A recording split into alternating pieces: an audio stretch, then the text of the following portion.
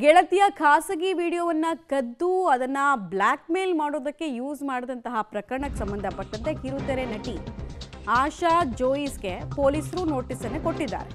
ವಿಚಾರಣೆಗೆ ಬರಬೇಕು ಅಂತ ಆಶಾ ಜೋಯಿಸ್ಗೆ ನೋಟಿಸನ್ನು ತಿಲಕ್ ನಗರ ಪೊಲೀಸರು ಕೊಟ್ಟಿರೋದು. 61 ವರ್ಷದ ಪಾರ್ವತಿ ಎಂಬಾಕೆ ನಟಿ ವಿರುದ್ಧ ದೂರನ್ನು ದಾಖಲಿಸಿರೋದು. ತನ್ನ ಖಾಸಗಿ ವಿಡಿಯೋ ಡೇಟಾ ಎಲ್ಲ ತಗೊಂಡು 2 ಕೋಟಿ ರೂಪಾಯಿಗೆ ಡಿಮ್ಯಾಂಡ್ ಇಟ್ಟಿದ್ದಾಳೀಕೆ ಅಂತ. ಕನ್ನಡದ ಧಾರಾವಾಹಿಗಳಲ್ಲಿ ಪೋಷಕ ಪಾತ್ರದಲ್ಲಿ ಅಭಿನಯಿಸಿರುವಂತಹ ನಟಿ ಈಗ ಬ್ಲ್ಯಾಕ್ ಮೇಲ್ ಮಾಡಿದ ಆರೋಪವನ್ನು ಹೊತ್ತಿರೋದು. ಪಾರ್ವತಿ ಫೋಟೋ ವಿಡಿಯೋ ಇಟ್ಕೊಂಡು ಬ್ಲ್ಯಾಕ್ ಮೇಲ್ ಮಾಡಿದಂತಹ ಆರೋಪ. ನಟಿಯ ವಿರುದ್ಧ ತಿಲಕ್ ನಗರ ಪೊಲೀಸ್ ಠಾಣೆಯಲ್ಲಿ ಪಾರ್ವತಿ ಅನ್ನೋರು ದೂರನ್ನು ಕೊಟ್ಟರು. ಆಶಾ ಜೋಯಿಸ್ ಅಂತ ಈಕೆ ಬಗ್ಗೆ ಈ ಥರದ ಅನೇಕ ಆರೋಪಗಳು ಈ ಹಿಂದೆ ಕೂಡ ಕೇಳಿ ಬಂದಿತ್ತು. ಬಟ್ ಸ್ಟೇಷನ್ ತನಕ ಹೋಗಿದ್ದು ಮತ್ತು ಹೀಗೆಲ್ಲ ಬ್ಲ್ಯಾಕ್ ಮೇಲ್ ಪ್ರಕರಣದಲ್ಲಿ ಸಿಕ್ಕಾಕೊಂಡಿದ್ದು ಇದೇ ಫಸ್ಟ್ ಟೈಮ್.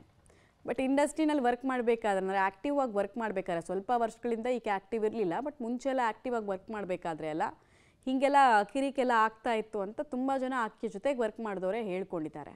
ಸೊ ಈಗ ಈ ಪ್ರಕರಣದಲ್ಲಿ ಈಕೆ ಇನ್ಯಾವ ಟೀಮನ್ನು ಕಟ್ಕೊಂಡಿದ್ಲು, ಬ್ಲ್ಯಾಕ್ ಮೇಲ್ ಹೆಂಗೆ ಮಾಡ್ತಾ ಇದ್ಲು, ಈ ಥರದ್ದು ಇನ್ನು ಎಷ್ಟು ಬ್ಲ್ಯಾಕ್ ಮೇಲ್ ಪ್ರಕರಣಗಳು ಬೆಳಕಿಗೆ ಬರ್ಬೋದು ಎಲ್ಲವೂ ಕೂಡ ಒಮ್ಮೆ ಈಕೆ ವಿಚಾರಣೆಗೆ ಹಾಜರಾದ ನಂತರ ಗೊತ್ತಾಗತ್ತೆ. ಆಮೇಲೆ ಅತಿಯಾದ ಸ್ನೇಹ ಅತಿಯಾದ ಸಲುಗೆ ಯಾವತ್ತೂ ಮಾರಕಾನೆ.